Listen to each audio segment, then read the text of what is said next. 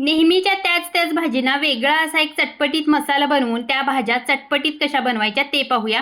तर आज आपण इथे मसाला भेंडी बनवतोय। त्याच्यासाठी मिक्सरच्या भांड्यामध्ये फुटाणे डाळ घेतली, लसूण, लाल तिखट, गरम मसाला, हळद आणि हिंग घालून बारीक करून घेतलं।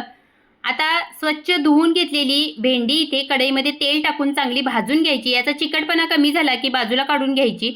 पुन्हा कढईमध्ये तेल घालायचं, जिरं, मोहरी, बारीक चिरलेला कांदा चांगला परतून घ्यायचा। कांदा चांगला परतला की याच्यामध्ये बारीक चिरलेला टोमॅटो परतून घ्यायचा, हळद घालायची, भाजलेली भेंडी घालायची आणि तयार केलेला मसाला घालायचा। चवीपुरतं मीठ घालून सगळं मिक्स करून घ्यायचं आणि झाकण ठेवून मंद गॅसवर आधेमध्ये हलवत 4 ते 5 मिनिटं ही भाजी आपल्याला वाफवून घ्यायची। मस्त मसालेदार चटपटीत अशी आपली भेंडीची भाजी तयार होते। याच मसाल्यापासून तुम्ही वांग बनवू शकता, गवार आणि बीन्स सुद्धा बनवू शकता। तर खूप टेस्टी असा मसाला आहे हा। तर या भाजींना तुम्ही हा मसाला एकदा वापरून बघा आणि आवडला असेल तर चॅनलला लाईक, शेअर आणि सबस्क्राईब करा।